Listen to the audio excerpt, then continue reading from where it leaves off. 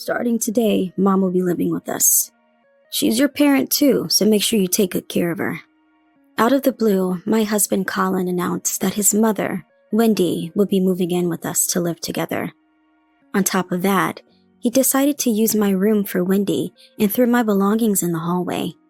Where am I supposed to sleep if I don't have a room? In the hallway, obviously. Turning around slowly, my husband, meeting my gaze, laughed as if it was the most natural thing to say. My name is Kaylee, a 38-year-old housewife. I lost my parents suddenly in a car accident 5 years ago. Without any siblings or relatives, I was destined to be alone for life. Haunted by loneliness, I desperately sought the connection of a family and signed up for every matchmaking website. That's where I met Colin, my current husband. He was hardworking, confident, leading the way, reliable, and above all, incredibly kind, which drew me to him.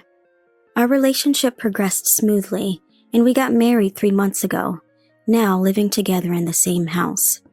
I had always worked as a nurse, but after working as hard as Colin, I fell ill with a high fever. The diagnosis suggested it was due to overworking. When I told Colin about it, I've been worried that Kaylee has been working too much recently. Your health comes first. Can you leave work to me and just wait for me at home? He cared for my health with such kind words. Though I hesitated to quit my job as a nurse, knowing I could always return thanks to my qualifications, I accepted Colin's suggestion and became a housewife.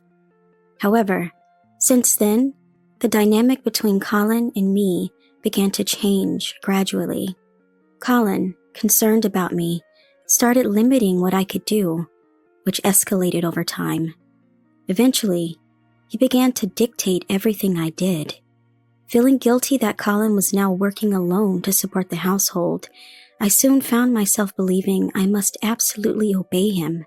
One day, about half a year into this lifestyle, I returned home from grocery shopping to find Wendy, my mother-in-law, at our house. Thinking she was just visiting, I greeted her and went to put away the groceries, only to find all my belongings thrown out in the hallway. Confused, standing in the hallway, Colin came to explain. Wendy and Colin's father divorced when he was young, and Colin was raised solely by Wendy.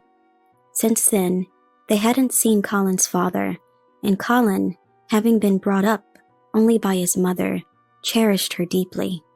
He had proposed living together with Wendy a while ago and had been preparing for it. Shocked that such a significant decision had been made without a word to me, Colin dropped another bombshell. Mom has always been struggling on her own. Now that she's getting older, I want to make her life as comfortable as possible. So, from tomorrow, please prepare meals for 3 and don't let Mom do any housework, okay? As if to add insult to injury, he stated that since there was no room for Wendy, my room would be used for her, and my belongings were in the way, so he threw them in the hallway. When I asked where I was supposed to sleep, Colin and Wendy just laughed, saying there was no room available and that I could sleep in the hallway. For a moment, I thought this was absurd and unfair, but my thoughts quickly faded, filled with the notion that living together to care for Wendy was noble, and I should do everything to support them fully, accepting Colin's terrible suggestion with, "Understood, I'll do my best from today." Easily accepted it. Moreover, I felt it was only natural to meet any request as best as I could, grateful for Colin and, by extension, Wendy, who raised him. Since living with Wendy, I've been criticized by both her and Colin for everything I do. The way you wash dishes is unacceptable. Are you that stupid? Today's meal is too salty overall. Are you trying to kill me and Mom? I was subjected to thoughtless verbal abuse and harassment. And physically and mentally exhausted, I eventually found myself sleeping in the hallway day after day. Without recognizing the absurdity of my situation, I would scold myself for not working hard enough whenever I felt tired and obediently went about my days. One winter day, Wendy commanded me to clean every corner of the house and prepare a luxurious dinner worthy of a high-end hotel, as she was bringing someone important over. I started early, polished the house, shopped for ingredients, and frantically looked up recipes to create a sumptuous meal. After finishing the cooking, I was told to stay out of sight in the hallway so as not to bother the guests, and I complied without question, making sure not to be seen by anyone. From the laughter leaking from the living room, I gathered the guest was Wendy's current boyfriend. As the evening wore on, it seemed the guest was going to stay the night. Wendy instructed me to wait in the kitchen. "Kaylee, it would shock Antonio to know you're sleeping in the hallway, and it's bad for appearances. Just sleep in the kitchen tonight, okay?" where she later said.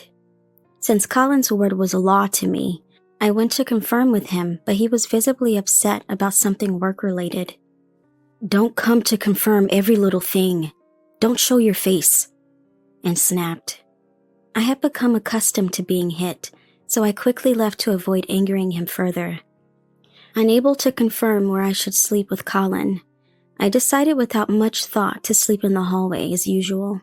In the early morning, I was awakened by a surprised man's voice and realized it was Antonio looking down at me. Though I hadn't seen his face the previous day, it must be Wendy's boyfriend, Antonio. "What are you doing here? Are you a member of this household?" Surprised, but asked, I honestly replied that I was the daughter-in-law and usually slept in the hallway. Seeing my attitude as if nothing were amiss, Antonio paused, then asked for my contact information. When I explained I didn't have a mobile phone because Colin managed it, Antonio suggested we meet at a nearby cafe once the sun was up. He wanted it to be a secret from Colin and Wendy, and though I hesitated, his earnest expression convinced me to agree. Later, Antonio left, seen off by Wendy and Colin. In the morning, claiming I was going out to buy groceries, I left for the cafe where Antonio was already waiting. We went inside together. After ordering drinks, "Actually, I've invited someone else today," Antonio said. Soon, a woman he knew arrived. "Hello, my name is Rebecca. I've known Antonio for a long time." Rebecca was a great listener, and we had an enjoyable time chatting about various topics. It had been so long since I had communicated with someone other than Colin and Wendy that I realized how much I had forgotten the joy of conversation. As we were leaving, Rebecca asked about my life, and after sharing my story, she invited me for tea again the next day, to which I gladly agreed. For several mornings, meeting Rebecca at the cafe became a routine, discussing trivial matters and enjoying casual conversations. As I talked more with Rebecca at the cafe, I began to feel a sense of discomfort about my life, and tears would suddenly come during our talks, leading me into a strange state of mind. My initial instinct to consult Colin whenever I felt uneasy shifted towards thinking about how to leave him, and that's when I finally realized the injustice of my situation. Rebecca, seeing this, smiled kindly and gently wiped my tears with a handkerchief. It turned out Rebecca worked in psychiatry, and Antonio, noticing something was off with me, had asked her to listen to my story. They avoided directly telling me that Colin and Wendy were the issue, fearing I wouldn't listen, and instead took their time over tea to help me come to my own realizations gradually. At first, I thought I was just doing my job by listening, but now it's different. As a friend, I want to save Kaylee. If Kaylee wants to be saved, we're here to reach out, always by your side. Hearing these kind words made me break down in tears. Rebecca gently stroked my back as I cried endlessly, just staying by my side. When I finally stopped crying, it was time to part ways with Rebecca and head home. Even at our farewell, "We're always on your side," she said. Walking home, the fog that had clouded my thoughts cleared, leaving me feeling refreshed and clear-headed. That night, when Colin started complaining about my cooking as usual for the first time, "If it's too bland, just add whatever seasoning you like," I retorted. Colin, surprised at being talked back to, quickly turned red. "How dare you speak to your husband like that?" and furiously said. Wendy, who was present, also started to get angry, and amidst their sinister laughter, "A woman who talks like that deserves a divorce. Get out of this house now," they yelled. Thinking they were doing me a favor by kicking me out, I silently nodded, ready to leave. As I packed, Colin kept ordering me around, saying to prepare for a shower if I regretted it, or to make a tastier meal next time. To all that, as usual. "It's because I'm an inadequate deal," I replied. Gathering my few belongings, Colin, displeased that things didn't go his way, let out a heavy sigh and grabbed a beer from the kitchen to drink on his own. Ignoring him, I put on my coat at the entrance when Wendy, following me, sighed dramatically. "If you're that remorseful, I might forgive you. Now, go wash the dishes." "No, Colin told me to leave, so I will." Wendy, remembering I only listened to Colin's orders, went to fetch him, who was drinking. Ignoring them, I left the house, got into the waiting taxi, and quickly saw the house fade into the distance. In the taxi, I wondered why I ever listened to them, realizing I might have been unconsciously clinging to the idea of family. Determined to regain my freedom, I resolved to pursue a divorce, having endured their unreasonable demands and verbal abuse. I prepared for a compensation claim in the divorce proceedings, sending the divorce papers and invoice together. Ignoring all calls and texts from Colin and Wendy, I blocked them. When Colin, unable to contact me and faced with the divorce papers and invoice, became furious, I received a notice from the court about his lawsuit against me. I was momentarily shaken, but I was convinced that those people could do it, so I prepared for the trial. I studied myself for the trial, following Rebecca's advice to use recorded evidence of Colin's verbal abuse and photos of injuries from his assaults. The evidence favored me, leading to a successful divorce and Colin being ordered to pay over $100K in compensation.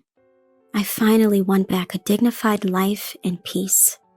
Rebecca later told me my situation with Colin and Wendy had been quite apparent to the neighbors, who speculated about the abuse and persecution I faced.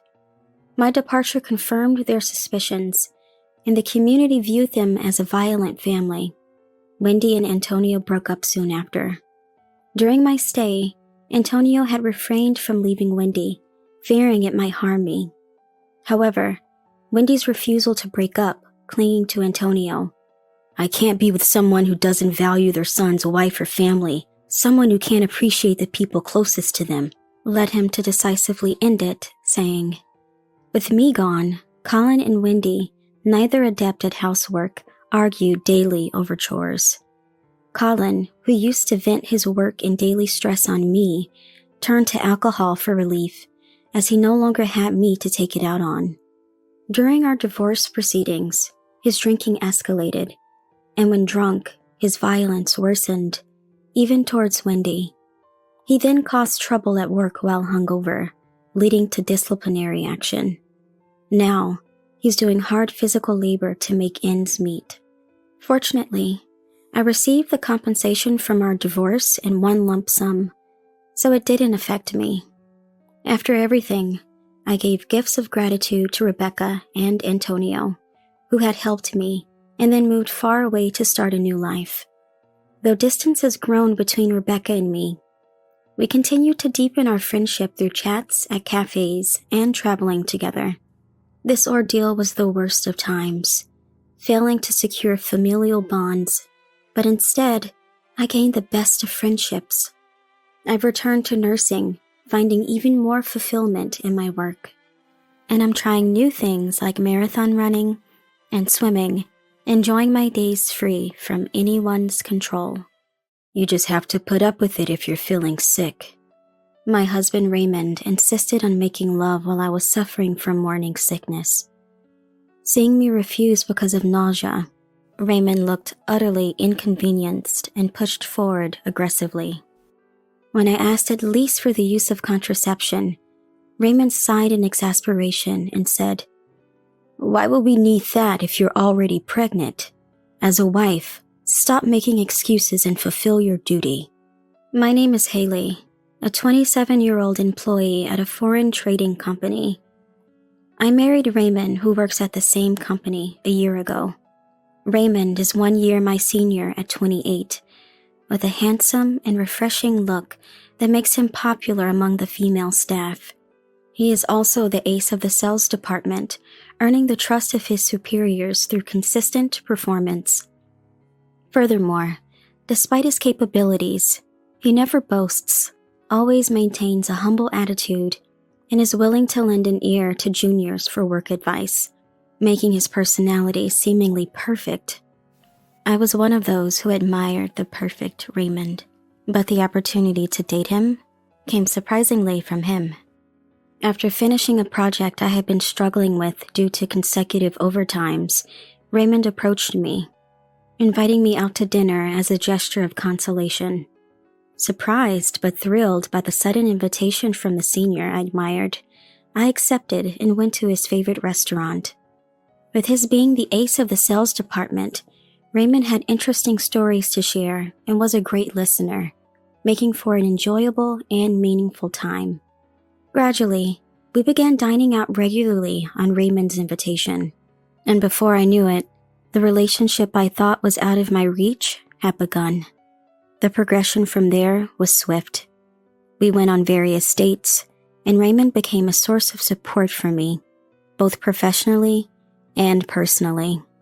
On our first anniversary of dating, back at the restaurant where we first dined, "I can't imagine a life without Haley. I want to make you happy forever. Will you marry me?"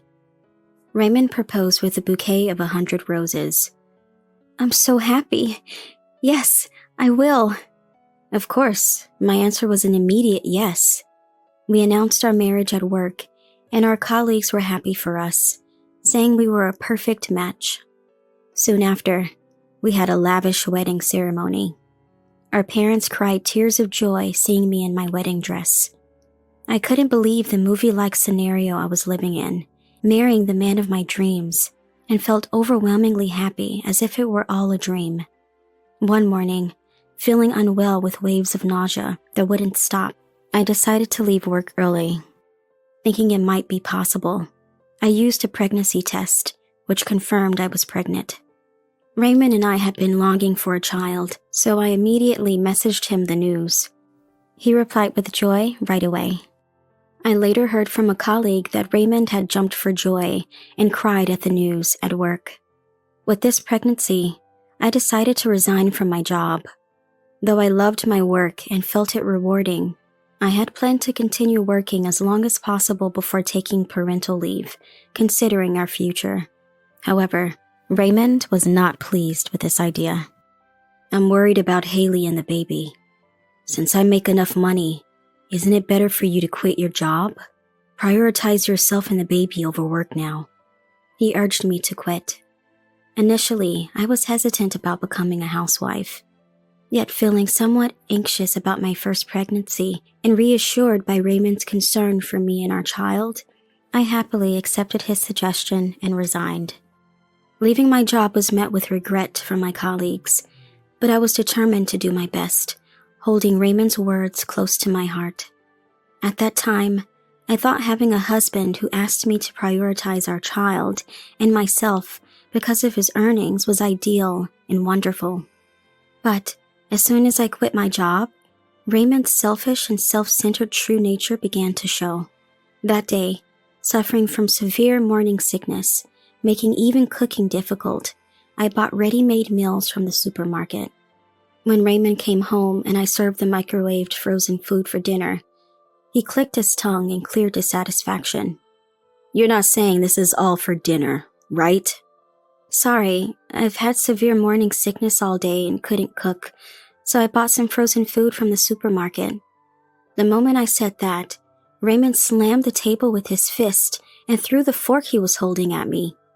Caught off guard and stunned, "You're supposed to be a housewife. Can't you even do something as simple as cooking? You're really useless." He berated me with an anger I had never heard before. "I'm sorry. Please don't be so angry." Shaken by a sight of Raymond I had never seen, I hurriedly picked up the fork and apologized, holding back tears. But Raymond, having soured in mood, locked himself in his room. Since then, Raymond would get angry and throw tantrums if I was not doing housework, or if he was not satisfied with the quality of it. Today, he got mad again for not having the laundry done before he got back and started kicking the furniture around. As usual, I apologized while crying, and then Raymond said something shocking. "You're really useless. You know, the only thing I like about you is your face. I married you because I could tolerate everything else for the sake of that face." Raymond boldly declared he only liked my face. "In the future, some high-earning man might come after you just for your looks. If you're a housewife, you don't have to worry about that, and without an income, you wouldn't easily file for divorce, right? Especially if we have kids. Can you raise a child unemployed? Hand over custody to me? Pay child support? Impossible, right?" His blatant reason for forcing me to quit my job left me speechless. Losing confidence in building a future with Raymond, divorce crossed my mind. However, frustrated as I was, thinking of the child I was carrying, I didn't have the courage to divorce him at that moment. Since I wasn't at fault, I wanted to make Raymond understand before filing for divorce. With this in mind, and enduring the nausea from morning sickness, I started planning my escape from Raymond. Then, one day, after a particularly severe bout of morning sickness where I could do nothing but vomit or lie down, I found myself lying on the living room sofa. I must have fallen asleep because before long, Raymond came home from work. Realizing I hadn't prepared dinner, I hurriedly got up. "Welcome back. I accidentally fell asleep, but I'll start on dinner right away." "It's okay today. I already ate with the client." "Oh, that's good then." Relieved that I hadn't upset him, I laid down again, still feeling unwell. After changing out of his suit, Raymond approached me lying on the sofa, kissed me, and demanded we make love. "Sorry, the morning sickness is really bad today, so I'm not in the mood. Maybe another time?" Gently refusing due to my morning sickness, Raymond instantly turned red with anger. "I'm making a move on you, and you're rejecting me," he yelled, trying to force the issue. Fearing his bad mood would have repercussions later, I submitted without resistance despite feeling nauseous, as Raymond attempted to proceed without contraception. When I finally insisted he use protection, he went to the bedroom visibly annoyed. Kicking things and causing a ruckus, he quickly returned to the living room. "We're out of stock. If we don't have any, can't help it, right?" As Raymond aggressively reached for my clothes, I desperately resisted, citing the baby's well-being, and he threw a bag at my face, clearly turned off. "A wife should at least keep contraceptives stocked. If you really want me to use one, go buy it yourself." Seeing my chance, I rushed out, sweating, and headed for the car. An hour later, hearing the front door, Raymond came to the entrance in a furious rage. "Where have you been wandering off to just to buy contraceptives? You're way too late, stupid woman," he shouted in his usual loud voice. But the moment he yelled, his face froze in shock and turned pale. There stood me and my dad. My dad is about 6 feet, 2.8 inches tall, with a large build and a background as a national wrestling athlete. Moreover, Raymond was intimidated by Dad's face, which looked stern and unfriendly. The reason Dad was here is that I had driven to my parents' house seeking help. Surprised by my sudden return, my parents welcomed me warmly.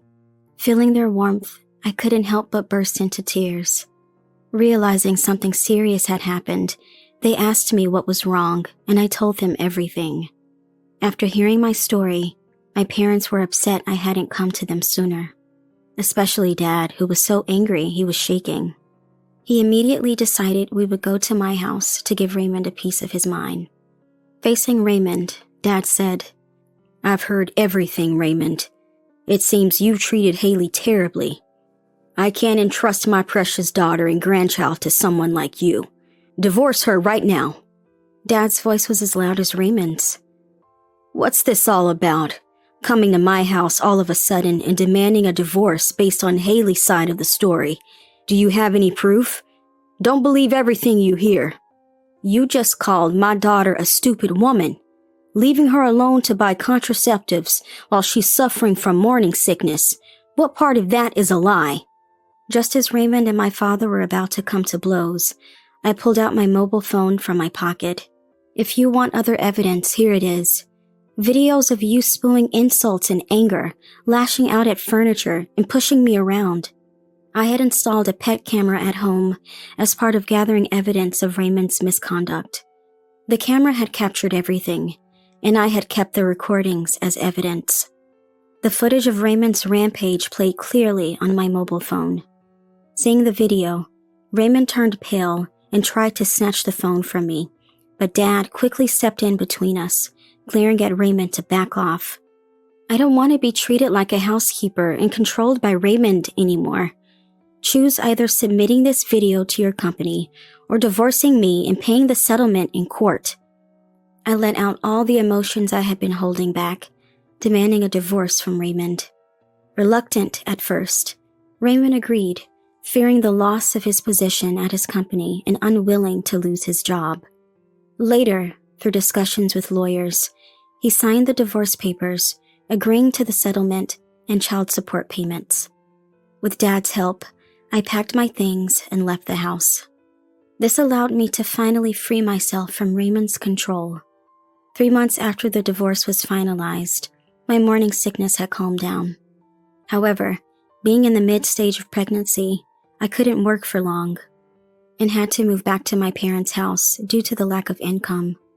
My parents warmly welcomed me back and eagerly supported me, looking forward to the arrival of their grandchild. As promised, I didn't submit the evidence to the company and completely cut ties with Raymond, deleting his contact information but ensuring the child support payments were secured. As for Raymond, at a company drinking party where the topic of our divorce came up, perhaps because he was drunk, I didn't do anything wrong, right? He ended up revealing everything he had done to me. Thinking his actions were justified and expecting sympathy and support, he instead faced complete disdain from his colleagues, leading to his isolation. This incident, confirmed by our actual divorce, drastically changed his standing in the company to being seen as problematic in character. Despite being up for promotion and having high expectations from his boss, he was passed over. Trying to claim it was all a drunken joke later did not regain anyone's trust, making his situation uncomfortable, leading to his resignation within a year.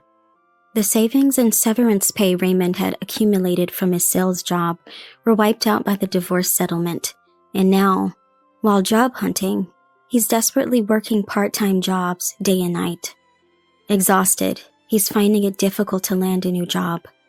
Here I am, living at my parents' home with my angelic child, who was safely brought into this world.